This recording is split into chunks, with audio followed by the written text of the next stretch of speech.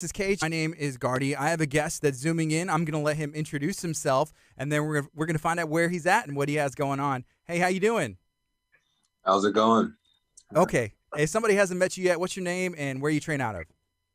Um, my name is Kody Steele. I'm a black belt in Jiu-Jitsu, going over to MMA, and I train out of Austin, Texas. All right. So Austin, Texas, right now is widely known as the jiu-jitsu capital of the world, and a big part of that is your team and what y'all are doing. Did y'all see this coming? No, I didn't. We didn't really see that coming. Honestly, we just we were like in a little small gym, and just me and a couple of my boys, and we just were just competing all over the world. But now, with COVID and everything, all the jujitsu guys are moving here now. So it's like a jujitsu hub in Texas, here in Austin. It's crazy. Yeah. And this transition to MMA, what sparked this? Is this something you've always wanted to do, or is it something that just came up recently? Yeah, I've always had the intentions of going into MMA. Jiu-jitsu just kind of started taking off for me. Thankfully, it was pretty cool, but it just started taking off for me. And then I did like I wanted to fight as like a white belt. Like I was a white belt, I was ready to go into MMA, but my professor was like, "No, let's wait till at least you're a purple belt." And then I waited till I was a purple belt, but then I just felt like my jujitsu was growing a lot and I was learning a lot. And then I started kind of making a little name for myself through jujitsu. So I was like, let me just run through this and just see where this goes. Yeah. So Fury 56 is taking place in San Antonio, Texas this weekend, and this is going to be your professional debut. I mean, leading up to this event this weekend, how are you feeling? I feel good. I feel calm and I feel like I know exactly what I'm going to do. And, I feel good. There's nothing, I don't even feel like I'm fighting this weekend. So I'm just confident. Yeah. And that's going to be, do you know anything about your opponent? Not a whole lot. I know he's got a pretty good record on him. He's a southpaw, but besides that, I don't think he really has any. He's like a specialist in anything. I think he's just a really tough fighter. He fights on his feet, fights on the ground, fights against the cage. So, anywhere and everywhere we go, he's gonna have something for me. So, Yeah. So those amateur fights that you had, did they go the way that you expected, and what were the outcomes of those? yeah, I finished both of my fights. It was good. My first fight, I found myself like hunting a lot. Like I was really trying to look for the knockout, and I was just hunting and making a lot of mistakes and stuff. But I was able to get a knockout in that fight in the third round, which I kind of was like predicting I was going to happen because I wanted to get comfortable in the cage and just feel it. My second amateur fight, I just felt like I upgraded big time from my last fight and stuff. So like I plan on going 4 rounds in that fight, but instead I ended up just like catching them. But I just felt a lot better and I was a little bit more aware. It felt like a sparring session out there for me. So yeah, I mean, I did that and knocked him out, and then now I just was deciding like I don't really want to waste too much time here at amateur. I just want to go fight in the bigger leagues. I've done like smokers and I've done like striking tournaments and I've competed like a ton in wrestling and a ton in jujitsu. So I just want to, just go. Yeah. How much has competing in wrestling and jiu-jitsu prepared you for MMA? I think a lot, like I feel like wrestling, I've gotten in those reps and I've lost a lot. Like, coming up through wrestling, I remember losing a ton. And then jujitsu, same thing, I've been able to like kind of run through the ranks and try to like work my way up through rankings. And then fighting under like big lights, like I fought on like, I feel like I fought on just about every jujitsu promotion there is. And the lights and the camera and the crowd, like, it really doesn't affect me or anything like that. If anything, I feel like it makes me way more sharp, way more ready to compete and perform and put shows on. So I don't think it's going to be much different for me. You know what do you have to prove in this fight specifically as your debut? And has there been naysayers or people that have doubted this transition? Not too much. Some people might have said to me like they think I'm going pro too fast, but like honestly, they're just some of the people that have told me that are just guys who don't really know what they're talking about. So I just listen to my coaches and stuff like that, and my friends and my family and people who see me train and things. But I'm ready to get after it and just make a statement this weekend and have fun with it. How much do you train? I follow you on social media, and it looks like, I mean, there's a lot. It even looks like maybe where you live is transitioned into a training facility. Yeah, I train. I pretty much train every day. I have certain days where I push out of the week, and then I have certain days where it's like a more chill day for me, where I'm just focusing a lot of drilling. But for the most part, yeah, I'm training. I mean, I've turned my house into like a dojo. You know, we have like bags and weight equipment. We have like a full like workout system thing in the garage, and then we have inside like this like loft area. It's like we got mats and wall mats, and so it's every day. Yeah. Does the house, does it have a gym name or a name that it's known as? Yeah, we call it Pumpkin's Dojo. I have a cat. She's really chunky, but she's really cool, and she's like our little mascot. So it's like Pumpkin's Dojo, Pumpkin's Palace. So, yeah. I was gonna say, okay, the name Pumpkin. I was like, that sounds like a pet. That's a cat. So Yeah. that's awesome. And at the house, is there roommates there that train with you or teammates that come over just want extra training? Yeah. So I have my boy, he's Keaton. He trains. He's my roommate. He's a brown belt in jiu-jitsu. And then I also have my buddy Caleb. We call him Sausage, but like he lives with us too, and he's also a brown belt in jiu-jitsu. So we all train together. We train all the time, and then I'm like 5 minutes from like my gym where I train at. So I'll have some guys come through and like they'll hold mitts, or we get some jiu-jitsu rounds in, or we like focus on some type of drills and things like that. So Yeah. So uh, okay, so outside of training and combat sports, growing up, were there any traditional sports that you played? And is there anything that you try and do now, I guess, to relax or change pace for a little bit? um, I used to play baseball and football back in the day, like when I was in like elementary, middle school, high school, and stuff. Um, I always really loved playing football, but it was more of a hobby for me because I realized I was not going to go to the NFL or anything like that. So I was like, that's no cool. That's not cool. But as of like things outside of training, I don't know. I'm trying to find more hobbies and do more things, but as of now, it's like a lot of studying, watching fights, and drilling and things like that. If I ever have time just to chill, it's like the UFC has like fight nights like every weekend now. So it's like we just grill out at the house, watch fights, and then I'm passing out and getting ready for the week to train again. Yeah, and Austin's a pretty cool place to live, and I think that's a part of why so many practitioners are moving there. It's a how do you feel, and do you enjoy living in Austin?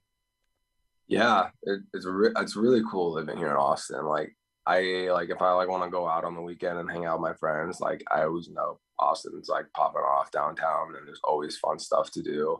Um I and there's like lakes, there's like a bunch of like they have like Labor Lake and like really cool parks here. I'm trying to get myself to go out more and do more things outside of training and just go out and chill, but yeah, I don't use Austin to the fullest, but I'm trying to be better this year and a Yeah. little bit more. Okay, so again, if you are just now tuning in, Cody Steele is going to be making his professional debut this weekend for Fury Fighting Championship. How would you describe your style? And, with you getting the two finishes, what are some things that you're excited to be able to show in that fight this weekend? Um, I don't really know my style yet. I know I really enjoy stand up and throwing hands and testing myself there. But I feel like I'm better on the wall than I'm better on the ground. And I have like a good submission arsenal under me that I'm very confident I can use if I need it. Um, but I just want to be able to fight everywhere. And I feel like I'm comfortable on my feet. I'm comfortable on the ground, comfortable enough on the cage. And I want to be able to be a smart fighter, have a good IQ out there, and be able to adjust every round and push the pace on people and put on honestly just really exciting, entertaining fights. Yeah, so I had to bring up Level Black in that collaboration that y'all did with the Wrestle Jitsu. Is that something that you had kind of, I guess, coined or wanted to make known? Yeah. Um, yeah, like what Level Black's like my sponsor, and they help me out. He helps me out so much, and he's a really good dude, man. And yeah, like through my jujitsu career, I use a lot of my wrestling, and I mix up a lot of like my submissions with it. But yeah, I just always I bring a big high pace in jujitsu, and in jujitsu, I feel like most people know me just to put on like really good, entertaining, fun fights to watch through there, you know. Hmm. So With jujitsu, what other goals do you want to accomplish in your career? And then I guess the same for MMA. um, jujitsu, I would love to go to the ADCs. That's like where the top grapplers go. It's like the Olympics of our sport, and that's where I'm trying to. That's where I see myself going. Hopefully this year, and being able to win that. And then for MMA, uh, I'm just looking to collect some belts and get some titles and make a name for myself out there. You know, I want to show the world, you know, how entertaining I can be in my style. Yeah. And so for the rest of this year, how many more times do you want to try and get some fights in? I want to be as active as possible this year. For me, this year is about getting that experience in the cage, getting some fights in under me, and just getting better in training and being consistent this year. You know, I would love to get like 4 fights in this year, maybe 5, but you know, if I can keep my body healthy and be smart and everything, then that, you know, that's the goal. I'd really like to get that many fights in, and then next year set myself up big for next year. I saw on on an Instagram story that you put up, there was something about the Nelk boys and them not coming to see you this weekend. What's going on there? Yeah, so man, it's funny. Like me and my buddy, me and Keaton, we watch, or me and my roommates, we watched like Steve will do it, the Nelk Boys, and stuff like that. And we're like, and then we saw like Sugar Sean like hanging out with these guys, and I was like, man, I was like, I feel like they would totally dig that. I was like, we were chilling with them. They're like, man, these guys are cool, you know. And so like we'd always talk about. I was like, all right, like I'm gonna murk some guys. I'm gonna get to the UFC. I'm gonna somehow the stars are gonna line up where we cross our paths, and we're gonna be boys, and it's just gonna be chill, and it's gonna be awesome. Um, and then one day, my roommate Keaton, he was like, dude, he's like, I was just listening to this podcast. He said, you gotta listen to it. And it's from the Nelk Boys, and the Nelk and Kyle was on there. He was talking like, yeah, so he's like, this next year we're going to like Dana White looking for a fight. You know, we're going to look to get um, we want to sponsor like a fighter and get behind them and just like ride on them, and like, but we want a good guy to like ride on and someone with like potential and things like that. And man, when we heard that, he was like telling me about it. We were listening to it. I was like getting like goosebumps. I was like, dude, I was like, we already talked about this, and now it's like coming into existence, you know? And so yeah, so it's kind of like it came up, and then I was like, okay, well, I think I'm like scheduled to fight in Nashville for Dana White, looking for a fight in April. So I was like, that's when it's gonna happen. Like that's it. And then I caught wind that they're going to Kansas and on this weekend. So I was like, what the? Yeah, I was like, dang. And then I was like, I gotta swindle this. I gotta do something. And so yeah, so now I'm trying to get their attention and bring that over here, you know, because I mean, once they see me fight, I'm pretty sure that's like, yeah, that's the guy we're looking for. I think it'd be a great collaboration. You know, even do you think that like the Pumpkin Dojo, you know, your house, the training, you and your buddies, would it make a good reality show? I think so. You know, I mean, we're gonna start a YouTube channel this year. We have like a camera guy now, and he's gonna help us with the YouTube, and he's like over at our house filming us like 3 times a week, even more if we need it. And he edits our videos now and things like that. So like we're just, you know, we're gonna work hard, be consistent, and you know, I think the stars will align on one day, and it's gonna just happen, and the opportunity is gonna be here, and we're just gonna send these dingers out the park, you know. But um, yeah, we're gonna try to mix it up this year. I think stuff like that just helps grow the sport because it's Mm-hmm. entertaining in a point. You know, if their main thing is like, I don't want to watch MMA, hey, if they build that connection with someone, so I love it. The more good content, and you put out a ton of great content, you and your guys at the gym as well, so that'll just only get more eyes there. as well. For sure. Yeah. Like we're gonna do a lot of stuff. It'll be from like, dieting to training to working out to us, going downtown in Austin, checking places out where we like to go, what we like to do.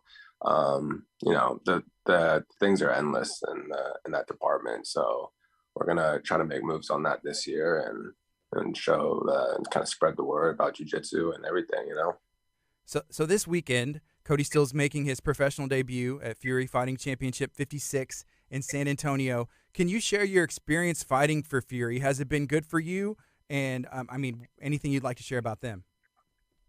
And Eric puts on a really good show. He's like got it down now. Like he gets fights. He knows how to set up the stage. He's got the lights. He got the cameras. He's the next like big promotion. Like there's other promotions. Like LFA and all these other ones. But like I believe like his promotion is doing this, and I feel like I'm catching that wave right now. And so I want to help him, and I want to put on good fights and bring some attention to him because he deserves it. And you also had the opportunity to go and represent Fury Fighting Championship at the UFC Apex. From what I understand, it was the first time that jiu-jitsu or grappling competition has been in the Apex. What was that experience like? It was good. It was really fun. It was tough. There's some tough competitors in there, but yeah, that was a really cool. I felt like the coolest thing about it was I got to go into the UFC Apex and like compete in there, and I just felt like like I said, all the stars are slowly going to line up, and I'm just already getting into the Apex, getting used to what's around, and so when I first get there, it's not going to be anything too new to me. It's just going to be like, all right, here we go. I'm just building myself to those moments. Earlier, you had mentioned almost like visualizing and talking and speaking things into existence, even was about the Nelk Boys. Is that something you're a big, I guess, proponent of, writing stuff down or visualizing it first and seeing it come to pass? Yeah, definitely. It's something that I've been doing a lot this past like 2 years. Is like journaling my thoughts and speaking and talking and like I feel like almost sometimes I'm a broken record. I'm talking to my roommates and I'm just like I tell them what I'm gonna do. Like when I go to trials, this is what's gonna happen. I'm gonna do this. When I do my fight, I was like, I'm gonna do this. I'm gonna calf kick them, and then I'm gonna do this, and then I'm gonna send an overhand. Like I talk about it so much, and then I visualize it so much, and then I drill it so much where like when I'm in the cage or I'm competing, it's like I've already been there before, and and I think it is like a big thing. I just talk about it, I work towards it, and it's gonna come true. Well, that's pretty cool. Now I get to talk to a lot of really interesting people, and that's just one of the reoccurring themes that I've seen is they just write these things down, talk about it, envision it. If somebody did see like your goal list, do you think that people would be like, "Hey, you don't need to be so out there," like, or that's crazy? um I don't know. I feel like sometimes, like, I think one of the things is most people don't really actually believe it. They don't Yeah. believe in themselves, and that's one thing. Like through competing through jujitsu, I was never was like. I mean, it's really hard. Like I never really believed in myself totally. Like it's hard to see yourself when you're lined up against someone that you've like looked up to, and then you're competing against them, and you're like, dang, how am I supposed to beat this guy? But now it's like I really believe in my hard work, and that's what gives me my confidence. Is I know that I work hard, and whatever's going to happen on a competition day is going to happen. But I know I literally did everything I could through diet, mental parts of the game, and training, and jujitsu, and drilling, and all that. Like I can't be more prepared for the moments that I set myself up with. Is there something specifically that led to that switch from whenever you started jujitsu and saying like, "Hey, no, I really am believing this stuff now," or is it just seeing the hard work that you put in? Yeah, it's weird because I would win some things and I would just think I was like lucky. I was like, oh, I just got lucky. Like like it's not.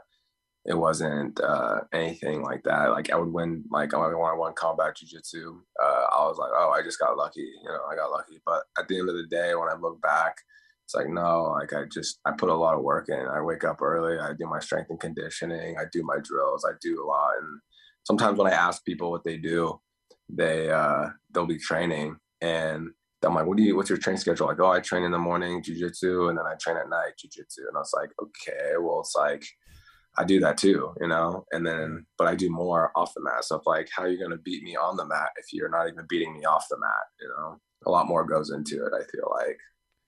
Okay. Earlier, you were mentioning a little bit about diet. You just kind of what actually goes into your diet? What do you walk around at, and how familiar and easy or hard is it to cut weight for you? Um, my body, like, it's pretty good at dropping weight. I used to lift a lot of heavy weight, like I'd get under a big barbell, but that just honestly just puts a lot of mass on me. So I do different type of workouts and things like that. Diet, I've been like eating a lot of steaks, but now I kind of have like a nutritionist, so my meals are a lot different. Um, I my weight, I walk around normally at like 180, 178. But now with this nutritionist, she's got me walking a little bit smaller, and it's just going to prepare me for when I cut down to 155. Okay. Whenever it comes to like your roommates, is everybody kind of in on the diet or like supporting at least, or does it make it more difficult if someone's not watching their diet as closely? My buddy, my roommate Keaton, he's always with me. Like that guy's with me all the time, 24/7. He holds mitts for me. He drills with me. He like helps me a lot. He eats with me. Like we eat the same, but he'll just eat more. Like I'll have like a Yeah. certain type of proportion, and then he'll have like probably triple that, you know. And then my other roommate, Caleb, he kind of eats. He'll sometimes eat with us, but he'll kind of eat his own thing. He's like Pete Terry's like every day. It's insane, but he is, yeah, it's nuts. Is your nutritionist local? Or is there somebody else that you're working with somewhere else? I believe she lives in Vegas. I think she works like at the PI UFC PI. That's awesome. Um, Whenever it comes to people that you look up to, whether that's in jiu-jitsu or MMA, who are some of those names that you've, I guess, even looked to for advice or just watched their instructionals or modeled your game after? Um, Man, it's so hard. You know, there's so many guys.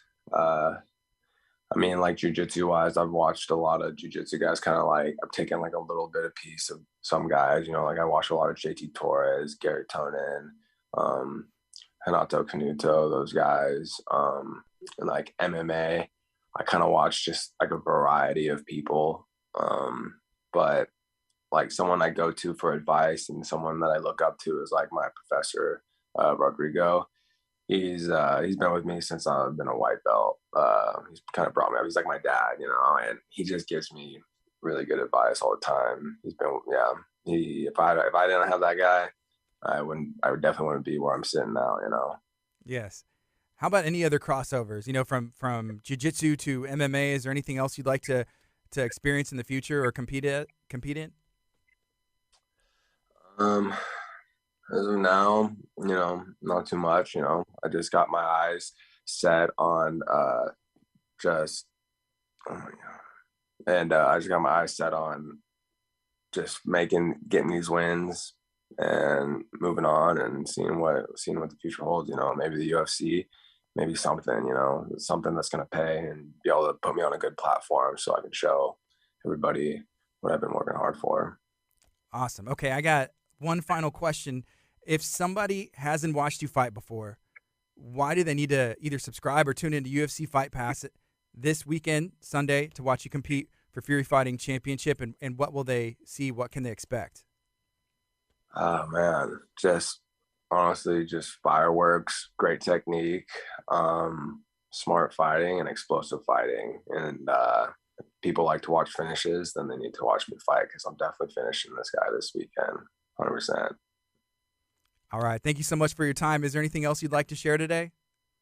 I think I'm good. Thank you for having me. Hey, I appreciate you. This is Clear Life Combat on